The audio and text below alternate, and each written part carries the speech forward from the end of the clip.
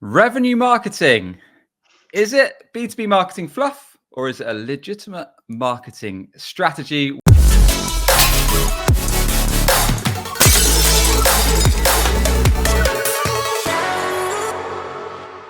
Welcome back to a fresh episode of BreakingB2B.com.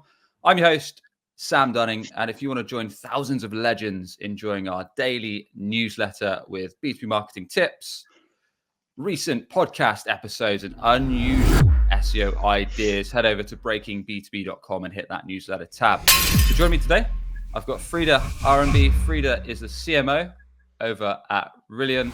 Frida, welcome to the show. How are you doing? Thank you. I'm doing well. Good. Super happy to be here. Finally, we've tried to schedule this a couple of times, but now it's actually happening.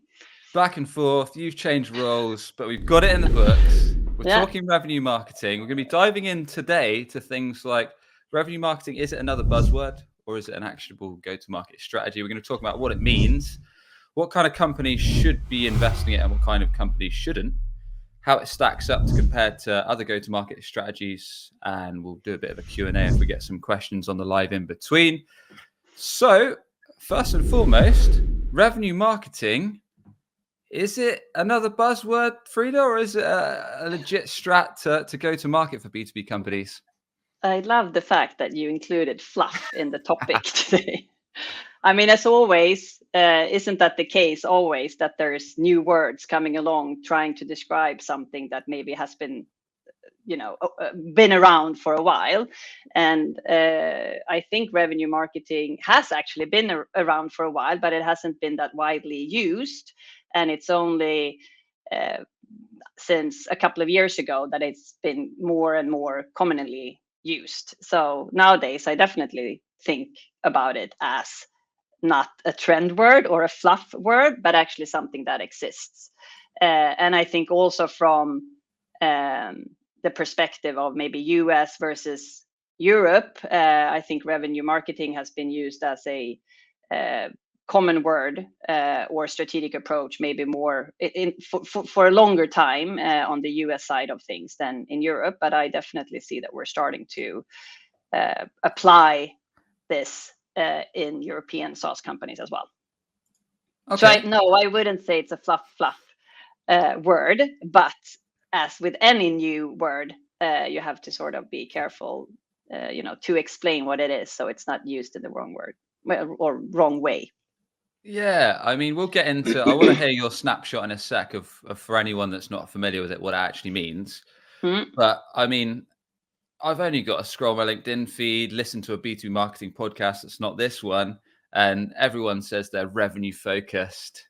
The goal is revenue. It's almost like the 2023, 2024 marketing buzzword, I feel. It's almost in like almost every LinkedIn post. And that, I suppose, as a marketer, that should be your end goal, right? I mean, that's what the exec team are. Yeah, but has it always then? Maybe we have to ask ourselves. And maybe what do you think? I don't think it has, to be honest. I think marketing has been around for quite some time and been doing, a lot of great things, but hasn't necessarily tied the activities that they have been doing towards revenue. And I think that's the big shift that we're seeing now, maybe especially within fast growing, or maybe not so fast growing anyway, but healthy growing companies, that it's important to tie marketing to revenue because we need to be able to optimize and we need to be able to be cost efficient. And then if you don't do that, it's very hard to prove the reason for marketing to be. So I think that might also be a big reason why we start to talk about this more clearly now. Let's talk about where perhaps B2B companies have been going wrong, as you've alluded to just then in a sec. But before we do, give us a quick snapshot, Frida, of what revenue marketing actually is. My snapshot would be looking at marketing as, like, first and foremost, looking at marketing as a revenue driver rather than a cost center. That would be my number one. I would say revenue marketing is about working in super close collaboration with sales to attribute all the marketing activities to revenue. And then I would say it's about being very focused from a marketing perspective on driving high intent leads. So nothing else, but really high buying intent leads, and then feeding them straight into the sales funnel. And then I think it's about aligning sales and marketing to work towards the same targets. That's fundamental. So making sure that the core of the targets that marketing and sales look at are the same. And for me, that's high intent, it's deal created, it's SQOs, it's pipeline, and it's ARR. That's revenue marketing in a nutshell to me. And then you can, then you can of course talk about it a lot around that. Okay, what does it imply and what does it mean and how do you work with it? But if I am to explain it in 4 sentences, that would be it. Gotcha. So if that's revenue marketing, what's the opposite? Doing marketing that doesn't drive any cash, or? No, but maybe doing, obviously in a company, everything that you do, whether you work in product, marketing, sales, customer success, should drive the growth of the company. But if we look back at, and I'll use the word more traditional marketing, where we might have been more focused on, okay, how do we drive brand awareness? How do we drive customer engagement? How do we drive customer loyalty? How do we drive thought leadership position? Those activities, and there's a lot of super important activities to be made around that, right? But it hasn't necessarily been connected to, okay, what impact that does it have on revenue and the bottom line of any company? And I think that's the single difference here is maybe how you measure it and how you follow up on it, right? Okay. Let's dive into some of those 4 points that you've just shared and add some more context before we do a bit of a step by step and talk about kind of what kind of companies should be doing this, what kind of companies shouldn't do it, and how you can put it into play in practical terms. So first, what you touched on it there, marketing as a revenue driver as opposed to a cost center. So I think you touched on it a little bit there, that the activities should be contributing towards kind of qualified leads, qualified pipeline that's going to drive revenue, drive bottom line.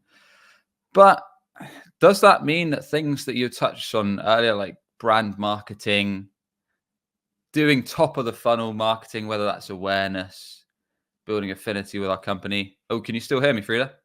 No, I lost you until now. Okay. Have you got me now? Yeah, I hear you now. Okay. So marketing is a revenue driver, not cost center. Does that mean that we should stop doing things like whether it's brand marketing, kind of top of the funnel, more awareness stuff, sharing kind of problems we fix, and only focus on folks that are bottom of the funnel, kind of ready to have a sales conversation around our solution now? Or what does it mean? No. No, definitely not. I think, that's back again to the fact that marketing is all of those things. And to be able to capture demand, you need to first create demand and drive demand and generate demand. And that is done by, of course, doing all these top funnel and middle funnel activities and, strengthen your position, doing all this brand awareness. This is like, without a question, it's a no-brainer that nobody buys from you just because they, we put out a Google search ad that says buy here. And you have to start with actually telling the story around why you are here and what value you contribute with. So plain and simple, brand, top funnel activities. And I think if we look at revenue marketing, a big part of that is different kinds of demand generation activities. And we all know that brand creates demand. So we definitely need to continue doing a lot of brand activities to make sure that drives demand that we can capture and measure towards revenue. And then you have the approach of revenue marketing in that. Okay, Okay, let's we'll go into that. Is there something you wanted to add there? No, and I was just thinking, because back to then cost center versus revenue driver, that I think if you look at it back in time, marketing usually has a very big part of the overall, or sits on a very big part of the budget in any company. And that budget is, of course, then you make a plan and you tell the rest of the people in the organization how you're going to spend it. But as long as it's always looked upon as a cost center, it's very easy when you sort of need to become more cost efficient, that you start cutting in that budget or that cost. And then back again to marketing is then usually sitting in an unfortunate seat, because it's very easy to go in then and cut the cost that marketing has. But if you turn that around and instead constantly can show that, yes, we have this big budget, but with this budget we drive this amount of revenue, then it's a way different approach, and it's not as easy to just go in and cut that budget, because you're in a sense or indirectly cutting revenue. So proof that that marketing budget is gonna drive a certain amount of revenue at the end of it. Exactly. And that's also, I think, part of revenue marketing, that it's very tightly connected to, or it relies heavily on data and analysis, that you constantly have to show how the activities that you create perform throughout the funnel, and how they actually land in revenue at the end of the day, and also then showing that it actually has a positive ROI, because you connect it all the way. And that is not necessarily always done within more traditional marketing. And then it's always going to be harder to prove the worth. So you're a recent CMO at Rillion. Yep. You're a few weeks in. I'm 10 weeks in, or 11 maybe. Still early. How much of this stuff have you had to do with the rest of the leadership team? Everything. I mean, I would say that's the reason why I'm here, because Rillion has more or less been working based on a more traditional approach, where marketing and sales have been siloed from each other. Marketing has done a lot of great activities. I'm not saying anything about that, but they haven't connected it to revenue, and sales and marketing has not at all worked together. And more or less nobody else has been super involved in what marketing has been doing either. And then it's back again to being very hard to prove the worth of marketing in any company. So what we're trying to do now is to turn that around, building a very growth/revenue market focused marketing team together with a very obviously growth oriented sales team, and then making sure that we work together based on the exact same targets. And that's a brand new approach at Rillion. How'd you go about putting something like that together? Like, if you I'd imagine the rest of the leadership team are quite bought in. If they've just brought you in as a new CMO, they're probably quite keen to let you take the reins. But or maybe that's not right. You can tell me otherwise. But if you've got a leadership team that are maybe a bit skeptical, and they are on that side of the fence where they see marketing as a cost center, what are usually the kind of things where you'd say, well, no, this is how we're going to utilize the budget? And even perhaps if you haven't done these channels or these, let's say, the strategy that you're going to put into play as a revenue marketing strategy before, how would you say to the rest of your team, well, no, this is what we're going to do. This is our approach. And this is what we expect as an end result? How would you go about kind of presenting those findings, I guess, or having those conversations? That's a difficult one, I would say. I mean, it has to be a certain level of interest to really understand this, I think, to start with, within the rest of the management team. Otherwise, you're going to have it's going to be a steep hill upwards. But if you do have some slight interest, and they can actually, I mean, this is happening all over the place. So I would say that it's easy to show some examples of what other companies are doing, to say, hey, we should also focus on this. But I think it starts with, if you as a company have a more leads generating approach, I think it starts with showing first, because usually that's the case, that you might not be able to connect those leads coming in to what they actually bring in value. And that's the first step. And then work from there and say, if we change this around from a more low intent leads generating model to a more high intent leads approach, we will most likely see lower volume of leads coming in, but the quality of those leads will be much higher, and they have closer to deciding on buying, which means that we should be able to quicker see them move through the funnel and becoming revenue at the end. So I think you need to have an alignment or an agreement on, let's try this, because otherwise, if you start trying this without the alignment or the agreement first, most likely when you see volume dropping, there's going to be panic, like no, go back to where we were before. And to be able to prove it the whole way, you need the space and you need a certain amount of time, depending on your sales cycle length, to actually prove your case. And you need to be able, you have to be given that space and that time to prove the whole case. So I think it starts with, bringing up other examples of companies that have done this. We should also do this. We are moving from A to B because of, and then making sure that you get the time to prove the rest of the case. Makes sense. So it's almost like analyzing the data that the company already has, like you said there. So if there's, I don't know, X amount of demos or sales calls or booked calls coming in through their website each month, but only a small margin of those are actually converting into closed business and deals, and it shows that something's got to give, and you've got to analyze like what's causing this. And that was exactly the case in the Rillion case, that the marketing team here was doing a lot of great things and generating a lot of leads, no question about that.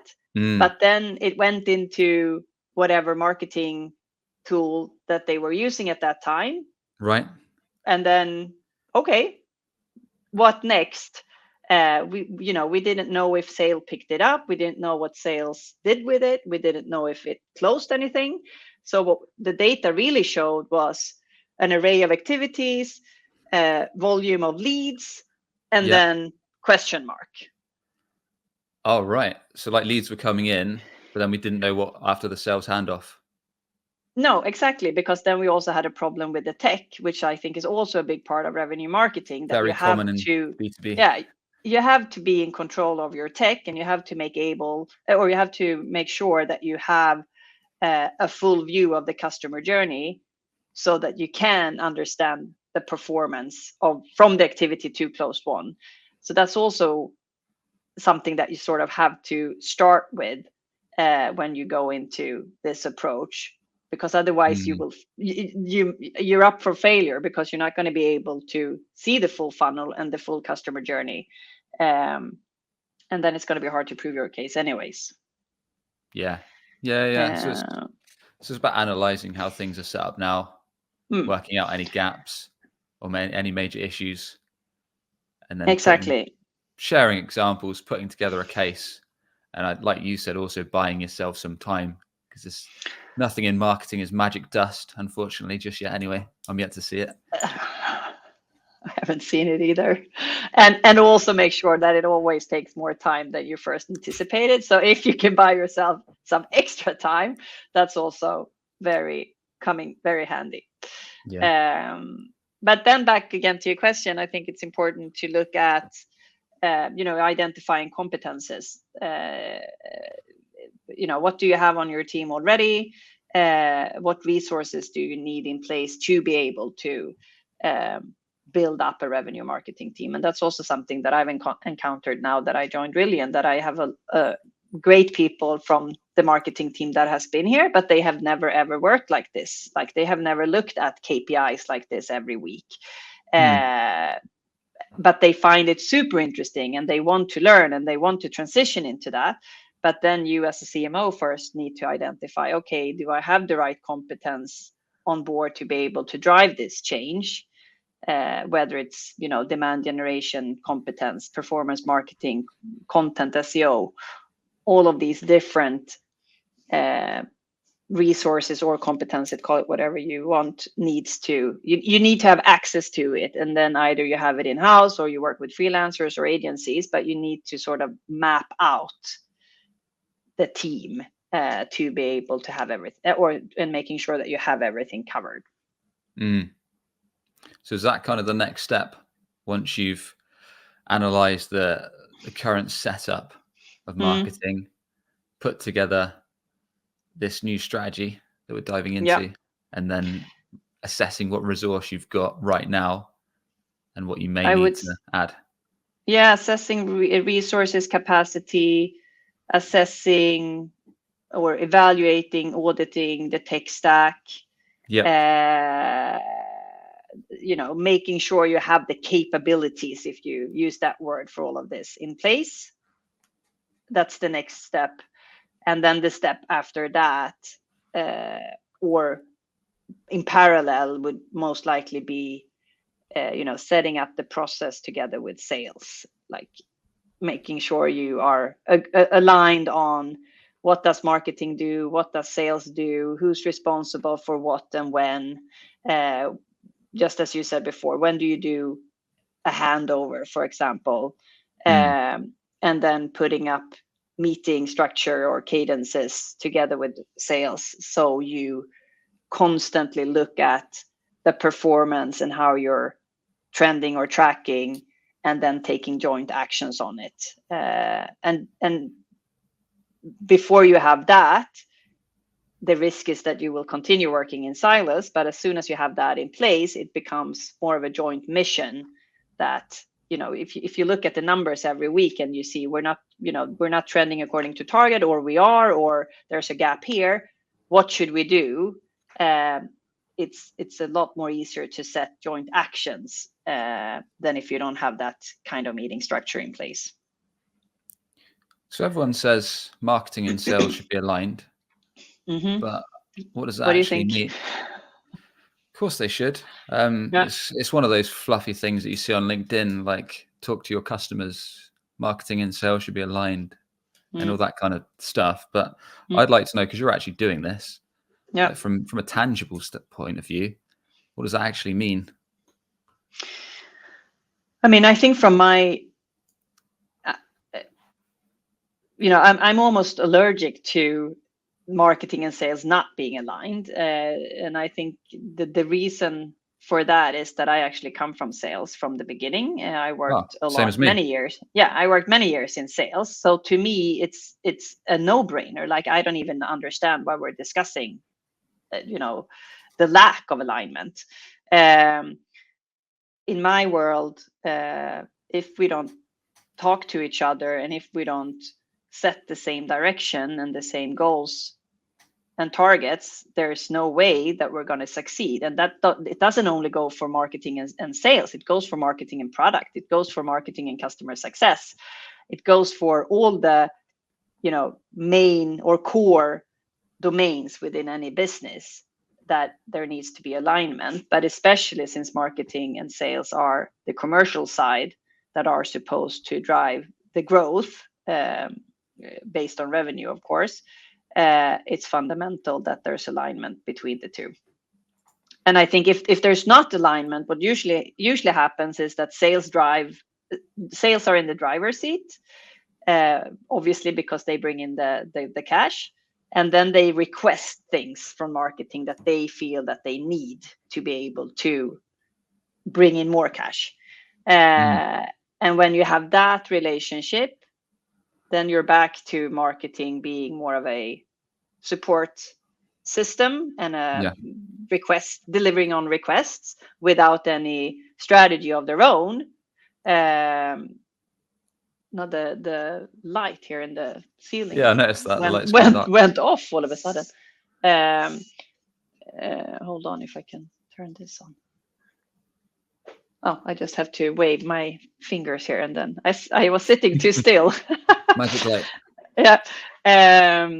What was I saying? If marketing becomes just a support system like that, then you're back again to being regarded as a cost center, because you're not connected to growth and you're not connected to the revenue in that sense. And then we're back 10 years again.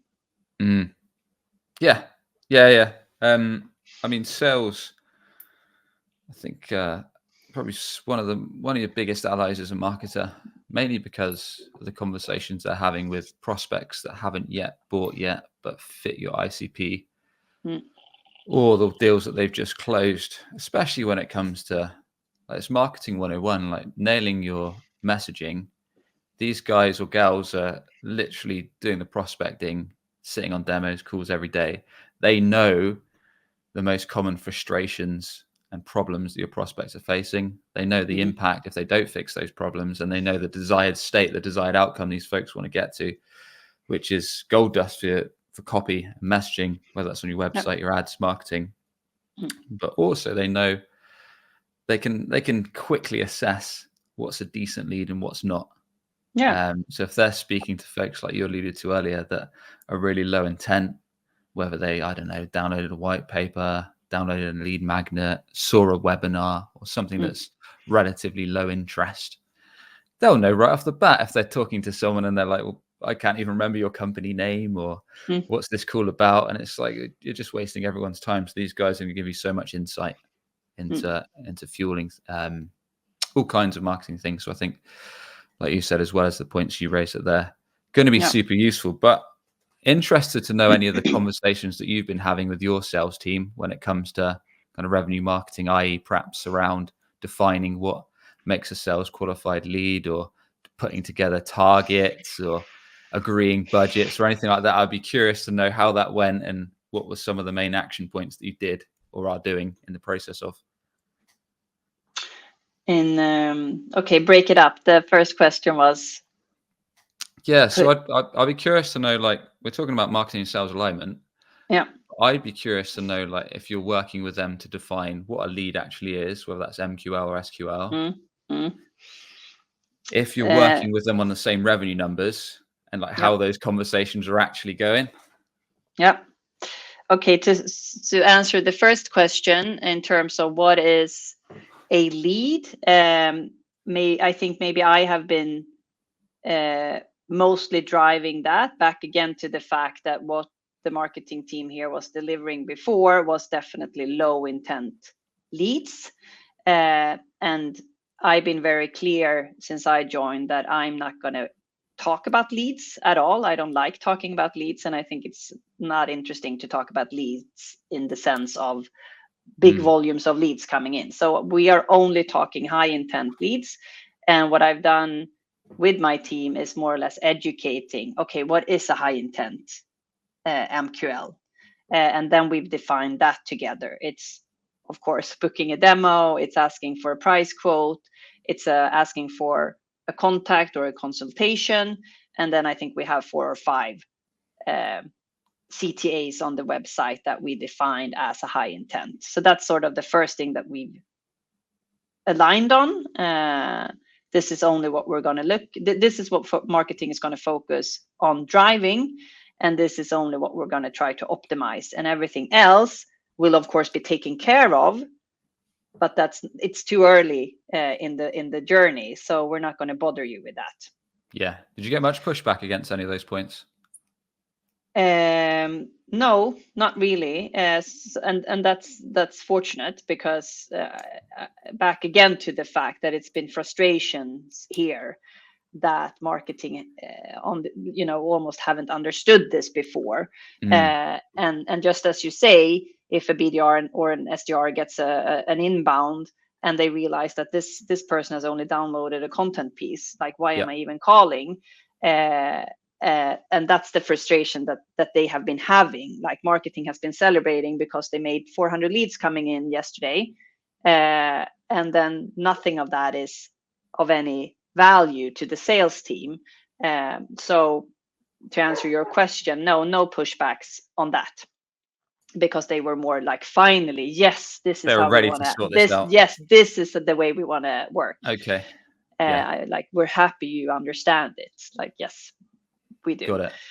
And then the other thing in terms of targets, that was definitely a joint, work or approach as well, where we put together or set the overall company targets or forecast first, and then we broke that down into okay, what does it mean in terms of our different markets, and what does sales need to deliver based on markets, based on products, and how much should marketing contribute with or generate to make sure that we reach the overall budget. One thing that was interesting, though, I'm very used to working like that you look at the overall numbers and then you break it down. Okay, what comes inbound, outbound? And then obviously it would be fantastic when you don't even do that, but you actually just look at it from an all-bound perspective. But we're not there yet. And what I also noticed in this process was that we were almost getting into okay, overall company targets. This is what sales is going to deliver. How can marketing support sales to deliver this? And then marketing came, was last in line, sort of. So what I needed to do was, push up the discussion to marketing needs to be in the discussion already here when we look at the overall company targets, not last in line when you've all set the targets. And then it's just for us to say, okay, we need to do these leaflets and these be on these events because sales are requesting it. I think that's also where you might go wrong if you don't take the stand and take the discussion on earlier on or on a higher level. Got it. So is it easy to split? Like, it sounds like your organization, for example, and I imagine a lot of tech B2B companies are similar, have like an outbound motion, have a marketing team, whether that's like inbound marketing, demand generation, product led, or many of the other routes to market. Is yours quite an even split between outbound or inbound, or marketing expected to get a ton more kind of what you're moving towards revenue, but kind of qualified opportunities as opposed to the sales team, or is it quite an even split? Between sales and marketing, you mean? Yeah. We don't know that yet, to be honest, because we're just getting started. But I think the end goal is definitely some kind of split 50-50.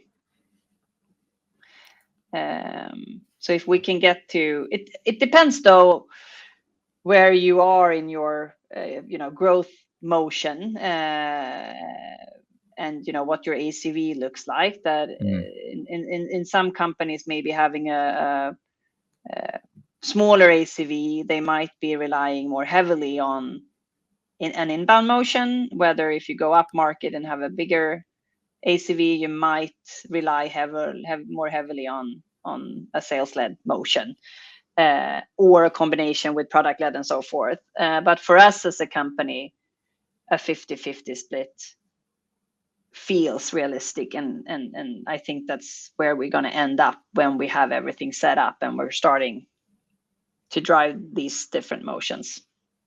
Okay. So what kind of companies are best suited to this motion and which aren't? That's a good question. I was thinking about it before this call. I think it depends on like as with anything, there's pros and cons with anything, and I wouldn't say that just because we now talk about revenue marketing that revenue marketing is for every company out there. I'll give you one example. When I was working in the telco industry for a few years at one of the bigger telco providers in the Nordics, the focus there was much more on call it corporate marketing, and we were focusing on, or we were measuring on, brand awareness. We did huge outdoor campaigns. We did full pages in newsletters, customer marketing, loyalty, thought leadership marketing, and we measured the effect on, share of the total market, share of voice, brand awareness, brand perceptions, and all of these things. And that was the right approach for that kind of company at that time. So I think you have to always look at what kind of company are we, what stage are we at, and then decide, okay, what's best for us right now. Another example is you might be a product heavy tech company. You might still be trying out trying to find your product market fit, and it might be critical to find out your positioning, your messaging, your ICP, finding out customer pains and gains, and all of that. And then product marketing is more likely to be what you need to focus on, maybe before revenue marketing, or you are in a sales-led company that focus on outbound sales, maybe even founder-led sales, and you realize that this is not scalable anymore. We need something else. We need another growth motion. Okay, maybe then revenue marketing is actually the thing that you need to implement. So it depends, I would say. And I think that's the job you need to do before you just go out and say, oh, I found this new buzzword, revenue marketing, and we need to implement it because it feels or it sounds right, and everybody else is doing it. If you don't do your own homework first, deciding, okay, what kind of company are we and what do we need right now, then you might be up for failure just because you didn't do your homework. So there's pros and cons with everything, but it depends on, back again, to who are we and what do we need at this point. It's a difficult one, isn't it? Because there's so much advice out there when it comes to B2B marketing, like ditch all your other efforts and go all in on demand gen, and you need to create demand out of thin air and only talk about the problems you fix, and spend all your cash on LinkedIn ads, so then when buyers eventually need your offer, they'll come straight to you. But for many B2B tech and service companies, that's awful advice, because there's so much demand out there to capture in many categories that you'd be foolish, in my opinion anyway, to neglect capturing that, especially if you're a startup and you might not have the time to fuel your sales team and wait 6 months or so to create new demand for your offering. Like, there's some weird advice. So I don't know if you've ever seen anything similar around what we're talking about, or kind of when companies definitely shouldn't take this approach. Yeah, exactly. And I think it's easy to get stressed by that, and carried away that we need to do this and that everybody else is doing.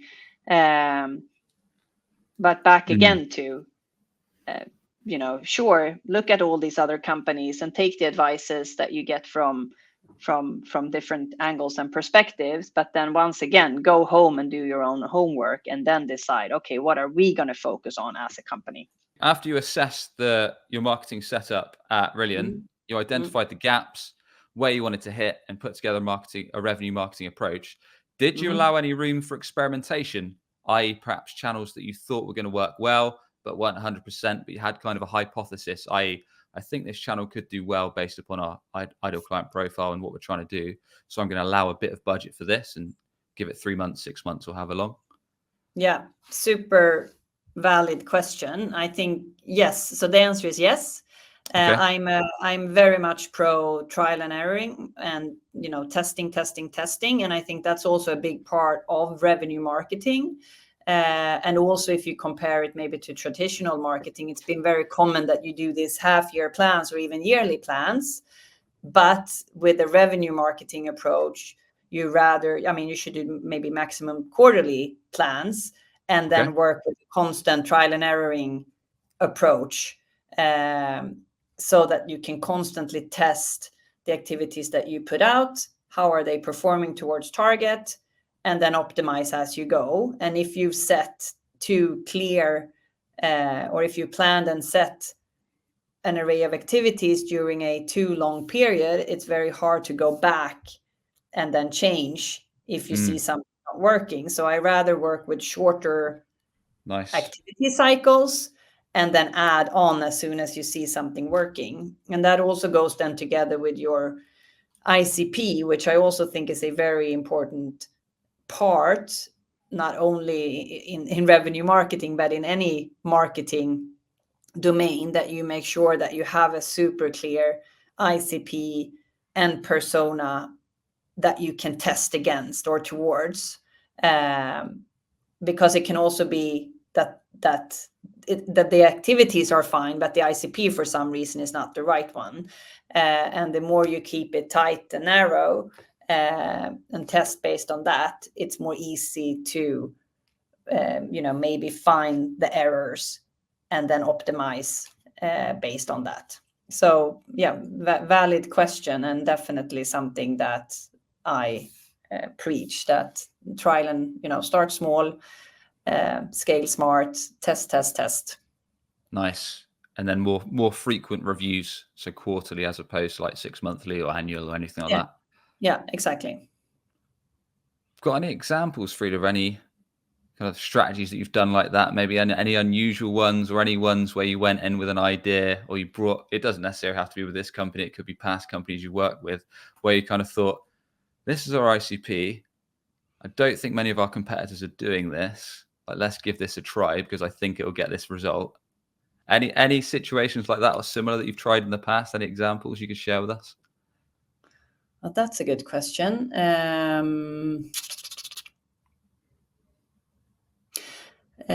What we did do at 𝗥𝗲𝗹 the last year when I was there was looking at, the ICP and the persona that we were working with at 𝗥𝗲𝗹 was revenue leaders. So what we did was that we were narrowing that down even further to be people working directly with sales, but also, for example, RevOps and sales enablement people. So that was the work we started with, narrowing it down. And then we identified, where do we meet these people to be able to build personal, in real life connections and relationships with these people.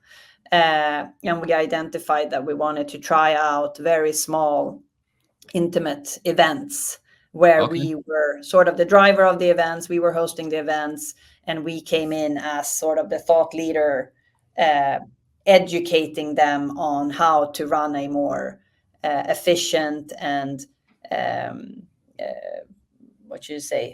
efficient and a higher quality sales process, qualitative sales process. And then we went out, we sort of built the event strategy on that and gave it, tested it with a couple of events during half a year to find out whether that was a good call or not. And in that case, it turned out that was definitely something that worked. And we got a lot of positive feedback from the personas right away. So we, quite quickly realized that we're onto something here. How do we build this out? Which we did. And they're still doing so at 𝗥𝗲𝗹 this year too, I know. So that was that's an example, but we haven't come that far yet at Rillion. We're still sort of we're in Q2 now, testing a lot of different activities, and then so Q2 for us is the test quarter now to find out what works, what doesn't work, and what will we scale during the fall. Well, yeah, maybe you can come on next year and say, look, this went terribly, this went okay, this went fantastically. Don't do this. Yeah, exactly. And everyone can steal the learnings. Lovely. Yeah, exactly. I'd be happy to if I save somebody's time. I'm sure you will. No, it seems like a lot of tech companies seem to be working on intimate events. Yeah. So I know kind of podcast was the buzz like 2021 onwards. A lot of B2B tech companies have got those in play now, but a lot of them seem to be moving into more intimate, like dinners, hosted events, that kind of stuff. They seem to be popular, and from what you've said, it seems like they can work well when they're put together in the right setting with the right folks and with the right play. Yeah, it goes back to, events have, back again to traditional marketing. Events have always been part of the overall marketing strategy. But what we've done before is more big expos and fairs and so forth. But it has been based on, of course, building in real life relationships. So the purpose or the idea is the same. But usually those big fairs and expos are extremely expensive, and back again then to revenue marketing, it's very hard to show a positive ROI on that. But if you sort of bring it home, you take control of the events, you make it in a smaller setting, it becomes much more cost efficient, it becomes much more personal. And I think people in general, since a while back, are looking for more personal, contexts where they can actually, get to know people, really pick people's brains and get direct value out of it, than being in these huge situations where they don't necessarily bring anything with them at home or bring anything at home with them. With this strategy, you just gave me a light bulb moment there. Do you actually, it sounds like a lot of this is about becoming more efficient. Because I imagine when you're taking a revenue focused strategy and doing all the things that you've shared with us today, you might cut quite a bit. So it could be that, I don't know, perhaps some companies take this as a strategy on and they realize maybe some of the events that they're doing or they're hosting or they're attending or putting together aren't actually driving pipeline that's converting into won deals, or maybe they're doing other channels, I don't know, be it paid review sites or elsewhere. And they're thinking, well, this is driving a ton of inbounds, but these ones are not very fruitful. So you actually end up reviewing it, assessing it, cutting quite a lot. And like you say, moving into channels that are sure thing and placing some new bets and doing some experimentation like we talked about. Yeah, it might be. I mean, it could be a play like that, or at least it's reallocating. It's a reallocating play, making sure you actually allocate the budget to the activities where you see the impact and the ROI. And I mean, any company should be interested in doing that. So placing investments or money where they actually see better gains. So that's an audit and an evaluation of itself for sure. Cool. And I think you're right. A lot of companies just keep on every year attending the same conferences, attending the same expos that they've done, because I'm not saying that they're bad, these expos or conferences, but no one has ever questioned what it actually brings in. Other than maybe a feeling like, yeah, it was super good. We talked to a lot of people. I met my old friend from that company and my contact from that company. It was as good as always. Okay, but what did it actually bring in? And if you start assessing that and looking at that, you might actually find that, okay, let's skip this expo or let's put more money into this conference. Yeah. We did a good episode on the show some time ago. I've forgotten the chap's surname, but Aaron from an Israeli tech company, he gave us a bit of an event breakdown, like how to maximize your events. We're gonna have to do another one soon because we haven't touched on it much on the show.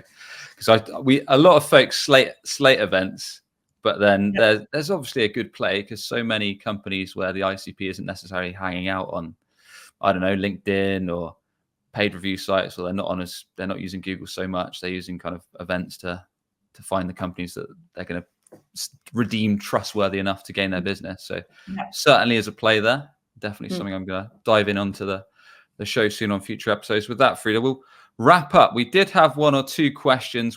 I think one of these we kind of covered. Someone asked, what are the metrics that revenue marketing teams get measured by? I think you touched on some of these. I don't know if you want to give a quick recap. I would say definitely like high intent MQLs. I would say deals created from inbound, marketing contributed SQOs, pipeline, and ARR. Like 5 main ones. Got it. And then I think Chris Raposo was quoting you. He enjoyed one of your quotes at the start of the show. Brand created demand. Yeah. Excellent stuff. So Frida, really appreciate you coming on the show. Thanks for sharing your wisdom, your expertise, and what you're up to as newly appointed CMO over at Rillion. Really appreciate you coming on and sharing your insights. We will link to your LinkedIn and to Rillion below. Is there anything else we should be guiding the audience to? I think the link to rillion.com would be super nice if anyone's interested in AP automation. Sure thing. Well, we'll put all of those in the show notes, of course. So with that, thanks very much for coming on. Thank you. That was fun. Take care. No worries. And as always, if you enjoyed today's episode, you can catch many more on our daily newsletter where we share all past podcast episodes, unusual B2B marketing and SEO tips. You can check it out at breakingb2b.com and hit that newsletter tab. I want to thank you, the audience, for tuning in, and we'll catch you on the next one.